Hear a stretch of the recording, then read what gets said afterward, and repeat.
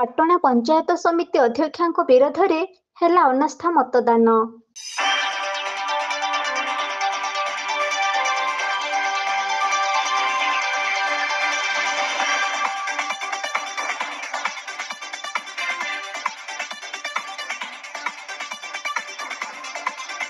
କେନ୍ଦୁଝର ଜିଲ୍ଲାର ପାଟଣା ପଞ୍ଚାୟତ ସମିତି ଜିଲ୍ଲାର ଏକ ମୁଖ୍ୟ ପଞ୍ଚାୟତ ସମିତି।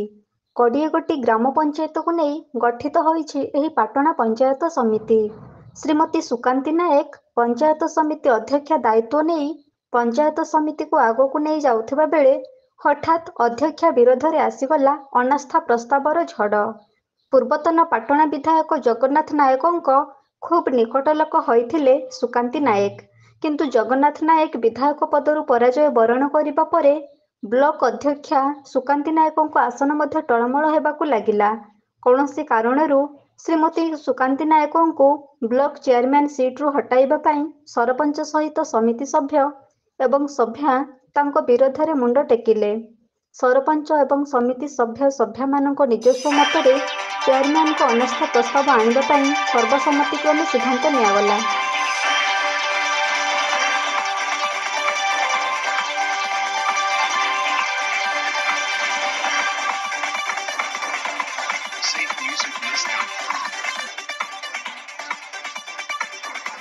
କଡ଼ା ସୁରକ୍ଷା ମଧ୍ୟରେ ପାଟଣା ପଞ୍ଚାୟତ ସମିତିରେ ଚାଲିଲା ଅଧ୍ୟକ୍ଷାଙ୍କ ଅନାସ୍ଥା ମତଦାନ ପର୍ବ।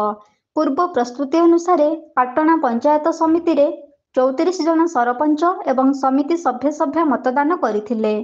ସକାଳୁ ସକାଳୁ ବ୍ଲକ ନିକଟରେ ସୃଷ୍ଟି ହୋଇଥିଲା ଭିନ୍ନ ଏକ ପରିବେଶ। ଅତି ଅଭାବନୀୟ ପରିବେଶର ଅନାସ୍ଥା ଭୋଟ ଯେ ପାଟଣା ପଞ୍ଚାୟତ ସମିତିରେ ହେବ, ଏ ଦୃଶ୍ୟ ସାଧାରଣ ଲୋକଙ୍କ ପାଇଁ ଆଶ୍ଚର୍ଯ୍ୟ କରିଦେଉଥିଲା।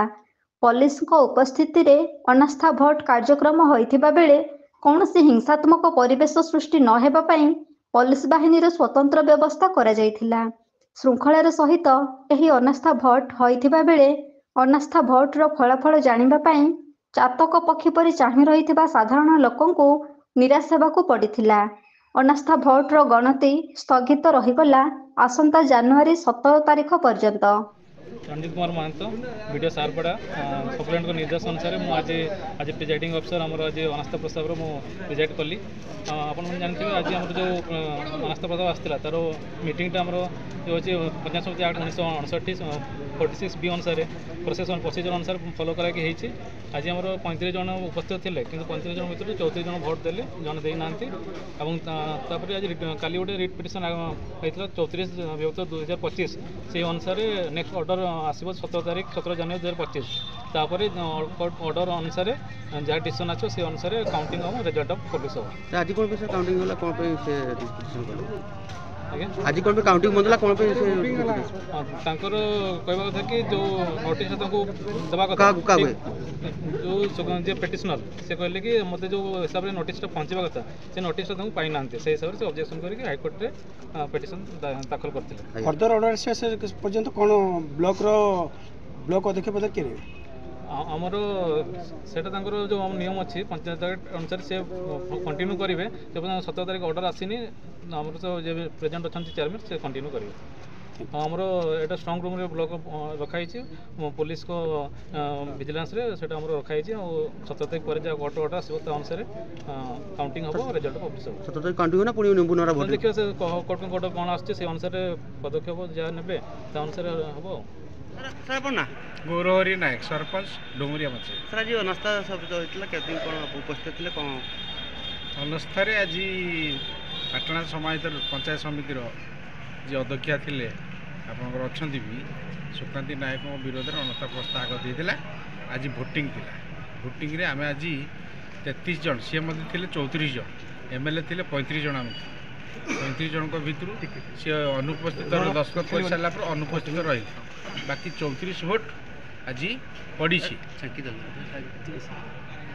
गोटी भोट आज पड़ी कौन कहले वीडियो कौन कहले कौन है आज काउंटिंग हो पारा ना ये जेहेतु हाईकोर्ट गोटे रिट पिटिशन करते चेयरमैन तेणु काउंटिंगटा को बर्तमान रहितादेश कर 17 तारीख पर्यटन 17 तारीख पर फर्दर ऑर्डर बाहर हाईकोर्टर पुणी गणति कर पिटिशन देते पिटिशन देते जे सी नोटिस पाइना जो प्रक्रिया आरंभ है से प्रक्रिया नोटिस से पाइना आजिका भोटिंग पे से नोटिस पाइना हाईकोर्ट चैलेंज करते हाईकोर्ट ताको स्थगित से जदी नोटिस पाइ ना तो किभଳି से केमती गले हाईकोर्ट केमती गले नोटिस पाइ ना से तो वास्तव कथा हम ताको प्रश्न मध्ये करथिलु हमर जे प्रिजाइडिंग अफसर थिले तो सी हमको उत्तर देले सेटा हम कहि पारिबु नाही आपन परवर्ती पदक्षेप कोन होई परवर्ती पदक्षेप हम 17 तारिख पर्यंत अपेक्षा कलु कोर्ट निर्देश को अपेक्षा कलु 17 तारिख पर जदि किछि माने व्यतिक्रम देखा गला बा काउंटिंग न होला ताले हमें हमर आंदोलनात्मक पंथा धरु। हठात अनास्था भोट्र फलाफल को नहीं चली विभिन्न कल्पना जल्पना। पंचायत समिति अध्यक्षा श्रीमती सुकांती नायक हाईकोर्टर द्वारस्थ होइथिले। अध्यक्षा पदरे थाई मध्य तांको अनास्था बाबदरे कौनसी लिखित आकार रे सूचना दिया जाई नथिला। एहाको भित्ति करी सुकांती नायक हाईकोर्टर द्वारस्थ होइथिले।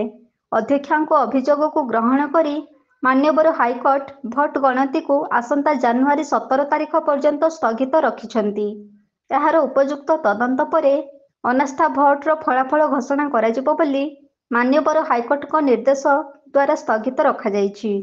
आसंता जनवरी 17 तारिख जना पड़िबो केउ पानी केउ आडकु जाइछि। केन्दुझर पाटणारू बलराम सेठींको रिपोर्ट एबी न्यूज।